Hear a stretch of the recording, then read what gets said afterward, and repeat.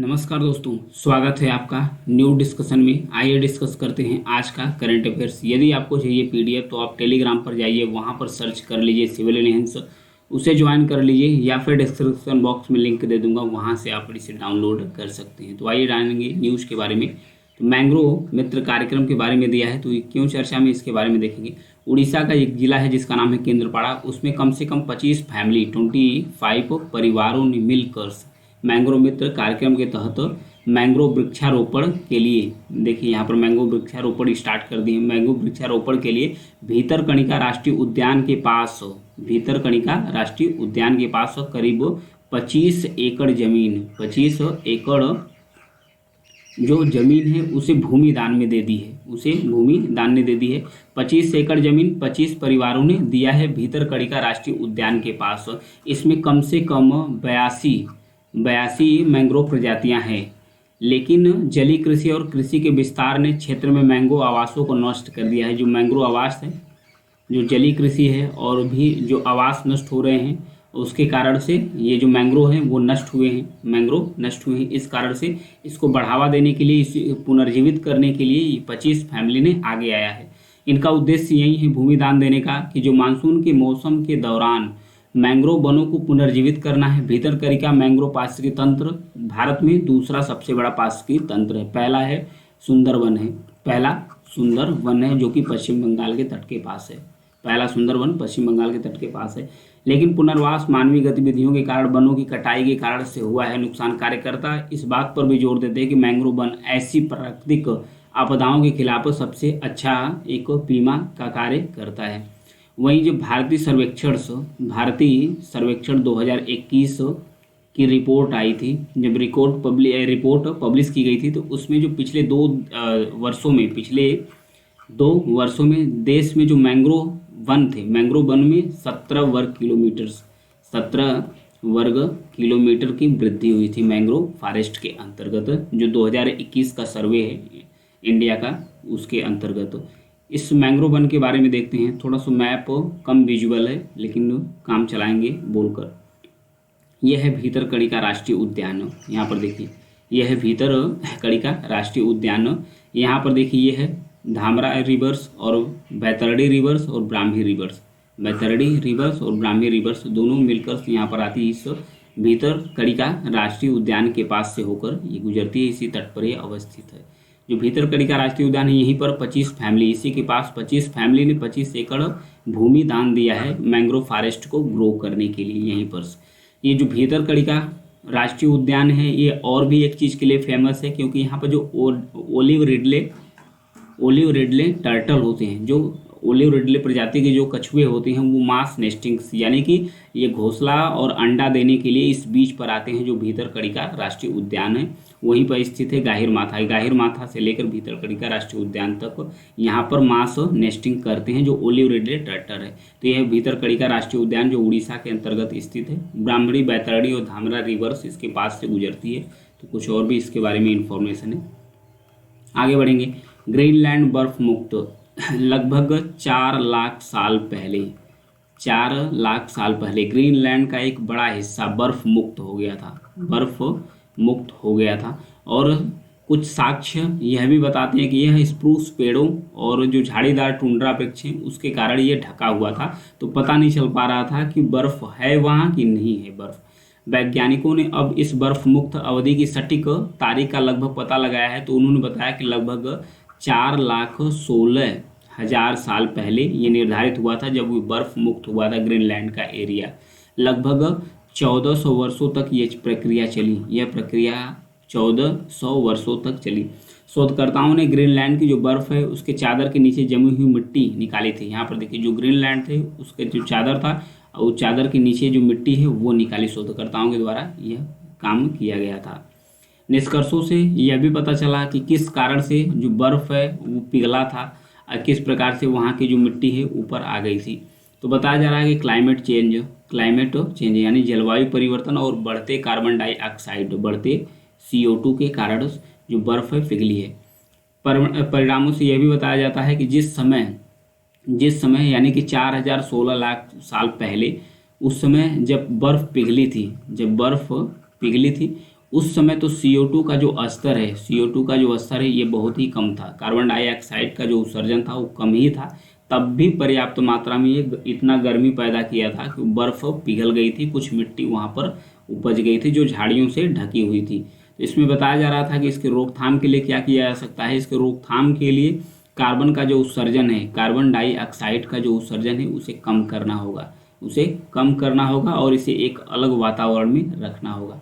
तो ये थी ग्रीनलैंड। ग्रीनलैंड के लोकेशन के बारे में देख लेते हैं। यहाँ पर देखिए ये है ग्रीनलैंड, ये है ग्रीनलैंड। यहीं इसके बगल से एक स्टेट है जलसंधि जिसका नाम है डेनमार्क जलसंधि या डेनमार्क स्टेट। या ग्रीनलैंड और आइसलैंड को अलग करती है। और उसके बाद जो नॉर्थ अटलांटिक ओशन है यानी कि उत्तरी अटलांटिक सागर है, इसको आर्कटिक सागर से कनेक्ट करती है आपस में। तो ये था ग्रीनलैंड। इसके लोकेशन के बारे में, ये आर्कटिक से लेकर अटलांटिक महासागर तक फैला हुआ है। आगे बढ़ेंगे। एक संशोधन है संविधान का, जो एसटी ऑर्डर है वो 5वां संशोधन विधेयक है। ये चर्चा में क्यों है इसके बारे में जानेंगे। संदर्भ, संसद ने संविधान का जो अनुसूचित जनजाति आदेश का जो 5वां संशोधन है उसे पारित कर दिया है अभी संसद द्वारा, भारत की संसद द्वारा। विधेयक 2022 को लोकसभा द्वारा पहले ही पारित किए जाने के बाद राज्यसभा ने इसे अब पारित किया है, जो संविधान का जो एसटी ऑर्डर का जो 5वां संशोधन विधेयक है। इस विधेयक का उद्देश्य यही है कि जो 1950 का जो संविधान संशोधन अनुसूचित जनजाति आदेश में संशोधन करना है। मतलब 1950 का जो अनुसूचित जनजाति आदेश है उसमें संशोधन करना, उसमें कई सारे बदलाव को शामिल करना। तो इसमें क्या बदलाव होंगे, जैसे समुदायों का जो समावेशन है उसमें शामिल किया जाएगा। इस विधेयक में छत्तीसगढ़ की जो एसटी है यानी शेड्यूल्ड ट्राइब हैं उनमें सूची में कुछ और लोगों को शामिल किया जाएगा। जैसे एक उसमें है धनुवार हैं, किसान हैं और सौरा और बिंजिया, इन सारे समुदायों को इसमें शामिल किया जाएगा एसटी के अंतर्गत। इसी विधेयक का जो संविधान संशोधन विधेयक है इसी के अंतर्गत। कुछ समानार्थक शब्द वाले एसटी भी हैं, उनको भी इसके अंतर्गत शामिल किया जाएगा। जैसे भरिया भूमिया है समुदाय है, इसके परिवाची जैसे भरिया भूमिया एसटी समुदाय हैं। और इससे मिलते जुलते जितने नाम हैं जैसे भूइयाँ है, इन समुदायों को इसमें कनेक्ट कर दिया जाएगा, जोड़ दिया जाएगा। देवनागरी संस्करण भी इसका है, जैसे पंडा समुदाय हैं, इन्हें भी इसमें शामिल किया जाएगा इस विधेयक के अंतर्गत। तो इसलिए चर्चा में था। अविश्वास प्रस्ताव, ये क्यों चर्चा में है इसके बारे में जानेंगे। भारत सरकार के खिलाफ मौजूदा अविश्वास प्रस्ताव विपक्ष द्वारा लाया गया है। विपक्ष द्वारा क्यों लाया गया है जो अविश्वास प्रस्ताव है, यानी इसे नो कॉन्फिडेंस मोशन भी कहते हैं, NCM नो कॉन्फिडेंस मोशन भी कहा जाता है। क्योंकि मणिपुर में जो प्रधानमंत्री का बयान नहीं आ रहा था लंबे समय तक, उसको लेकर इस अविश्वास प्रस्ताव को पारित किया गया है। लेकिन प्रस्ताव के सफल होने की जो संभावना है बहुत ही कम है, क्योंकि जो सत्ताधारी सरकार है उसके पास मेजोरिटी है, बहुमत है। तो जानेंगे NCM नो कॉन्फिडेंस मोशन के बारे में। जो अविश्वास प्रस्ताव होता है यह एक संसदीय प्रक्रिया है जिसका उपयोग विधायिका में जो सरकार के समर्थन और बहुमत का परीक्षण कराने के लिए किया जाता है। भारत में इसे लोकसभा में ही पेश किया जाता है, ध्यान रखिएगा, भारत में इसे केवल लोकसभा में ही पेश किया जाता है। यदि स्वीकार कर लिया जाता है तो इसे सरकार के प्रदर्शन पर चर्चा होती है कि सरकार का क्या प्रदर्शन है, कैसा काम कर रही सरकार। यदि प्रस्ताव पारित हो जाता है, ध्यान रखिएगा, यदि प्रस्ताव ये पारित हो जाता है तो सरकार को पद से इस्तीफा देना हो जाता है, तब फिर वहीं पर सरकार है वो डिसॉल्व हो जाएगी। इसके बाद फ्लोर टेस्ट कराया जाता है। फ्लोर टेस्ट में क्या होता है, बहुमत परीक्षण, जैसे सरकार अपनी ताकत दिखाकर सत्ता बरकरार रखती है। फ्लोर टेस्ट कराने के बाद वो अपना बहुमत साबित करती है सत्ताधारी सरकार। जब उसका फ्लोर टेस्ट में कामयाब हो जाती है तो सत्ता उसकी बच जाती है। फिर सामूहिक उत्तरदायित्व के सिद्धांत के बारे में भी इसमें दिया है, तो इसके बारे में जानेंगे।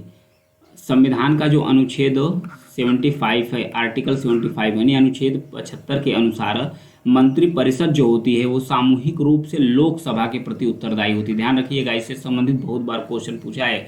जो मंत्रिपरिषद होती है भारत की वो लोकसभा के प्रति उत्तरदायी होती है। मंत्रालय तब तक पद पर बना रहता है जब तक कि अधिकांश लोकसभा सदस्य उस पर भरोसा करते हैं।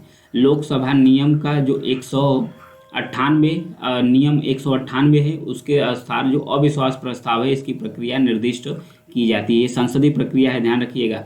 प्रस्ताव लाने की प्रक्रिया क्या है, सदस्य को सुबह 10 बजे सुबह 10 बजे के पहले एक लिखित नोटिस दी जाती है, एक लिखित नोटिस जमा करना होगा, जिसे कम से कम 50 सदस्य, लोकसभा के जो 50 सदस्य कम से कम अपना समर्थन दिखाएंगे, तभी इस प्रस्ताव को आगे बढ़ाया जाएगा। ये अध्यक्ष के पास दिया जाएगा, जो स्पीकर होता है लोकसभा, वो 10 दिनों के भीतर इसकी चर्चा की तारीख निर्धारित करेगा। तो ओम बिरला ने इसकी तारीख निर्धारित कर दिए हैं। उदाहरण, अगर एक एग्जाम्पल देखें कि अविश्वास प्रस्ताव आज़ादी के बाद, भारत के आज़ादी के बाद कितनी बार पास लाया गया है, पेश किया गया है, तो 27 बार, टोटल 27 बार नो कॉन्फिडेंस मोशन भारत के जो संसद में है उसमें पेश किया जा चुका है। अच्छा, निंदा प्रस्ताव और अविश्वास प्रस्ताव में अंतर के बारे में समझेंगे। अविश्वास प्रस्ताव जो मंत्रिपरिषद है उसमें लोकसभा के विश्वास को सुनिश्चित करती है कि लोकसभा में अगर बहुमत विश्वास है तो वो सत्ता बनी रहेगी, जबकि जो निंदा प्रस्ताव है मंत्रिपरिषद की जो विशिष्ट नीतियाँ होती है, उसकी पॉलिसी जो होती है, उसकी जो पॉलिसी होती है मंत्रिपरिषद की, उसके कार्यों की निंदा करता है, उसके पॉलिसी को निंदा करता है। तो ये था अंतर। यदि अविश्वास प्रस्ताव पारित हो जाता है तो मंत्रिपरिषद को तुरंत, पूरी मंत्रिपरिषद तुरंत इस्तीफा देगी, मंत्रिपरिषद इस्तीफा देगी तो फिर उसके बाद सरकार गिर जाएगी। जबकि निंदा प्रस्ताव के लिए इस्तीफे की आवश्यकता नहीं है, निंदा प्रस्ताव के वो जो पॉलिसी है उसमें थोड़ा बहुत चेंज या बदलाव करते हैं। अगर इसके सिग्निफिकेंस की बात करें, महत्व क्या है, तो अविश्वास प्रस्ताव एक महत्वपूर्ण विधायी उपकरण भी है, जिसका उपयोग सरकार को जवाबदेह बनाने के लिए किया जाता है। हालांकि विपक्ष के लिए सत्तारूढ़ दल को अधिक संख्या में हरा पाना मुश्किल ही होता है, क्योंकि सत्तारूढ़ जो पार्टी होती है उसके पास मेजोरिटी होती है, मेजोरिटी जिसके पास है अविश्वास प्रस्ताव पारित ही नहीं होगा।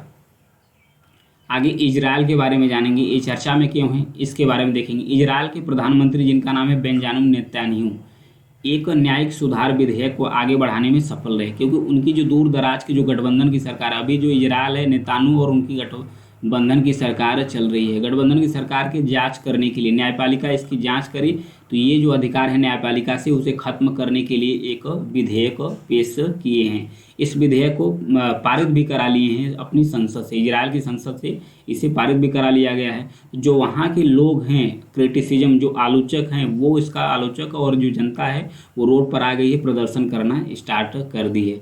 इजरायली समाज में विभाजन को और भी गहरा कर देगा। हालांकि आलोचकों को डर भी है कि सुधार से जो धार्मिक निरंकुशता हो सकती है, लोकतंत्र भी नष्ट हो सकता है, संयुक्त राज्य अमेरिका के साथ इजराइल के जो गठबंधन है उसके खिलाफ जोखिम भी पैदा हो सकता है। तो इजराइल के लोकेशन के बारे में बात करें, सबसे पहले तो जो इजराइल है, यहाँ पर यहूदी, ईसाई और मुस्लिम तीनों लोग रहते हैं, उनका पवित्र स्थान भी है। प्लस उसके बाद जो जेरूशलम है, इसे यरूशलम भी कहते हैं, ये एक पवित्र भूमि या पवित्र स्थल है। जो इसको थोड़ा बड़ा मैप में देखते हैं, यहाँ पर देखिए, यह है इजराइल की जो कैपिटल्स है, यहाँ पर देखिए तेल अवीव है, जो इजराइल की राजधानी है तेल अवीव है, लेकिन अभी जो इजराइल है अपना जो राजधानी है उसे शिफ्ट किया है जेरूशलम में। जेरूशलम विवादित है फिलिस्तीन और इजराइल के बीच में, क्योंकि फिलिस्तीन अपना दावा करता है और फिर इजराइल अपना दावा।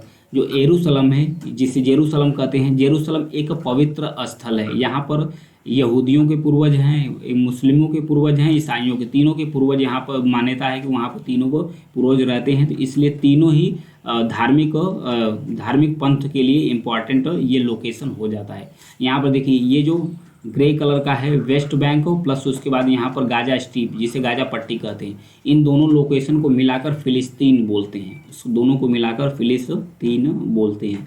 तो ये था जेरूशलम और उसके लोकेशन के बारे में। यहीं पर देखिए इजराइल और जॉर्डन के बॉर्डर पर एक सागर है जिसका नाम है डेड सागर, ये दोनों लोकेशन पर है। जॉर्डन है, जॉर्डन के बारे में भी क्वेश्चन पूछता है, तो जॉर्डन एक लैंड लॉक कंट्री है, ये किसी तरीके से किसी सागर या समुद्र से टच नहीं करता है। वहीं बात करें इजराइल का, तो इजराइल के जो ऊपर है लेबनान से अटैच करता है, प्लस उसके बाद सीरिया से भी इसका जो गोलान हाइट से टच करता है, प्लस जॉर्डन से, प्लस इसके बाद नीचे इजिप्ट से जो है वो भी ऐड करता है, प्लस मेडिटेरियन जो सी है, भूमध्य सागर है, इससे भी इसकी बॉर्डर शेयर करती है इजराइल की। तो आज के लिए इतना ही है। जानकारी पसंद आए तो प्लीज़ चैनल को सब्सक्राइब जरूर कीजिएगा, लाइक और शेयर भी करते रहिएगा। Thank you.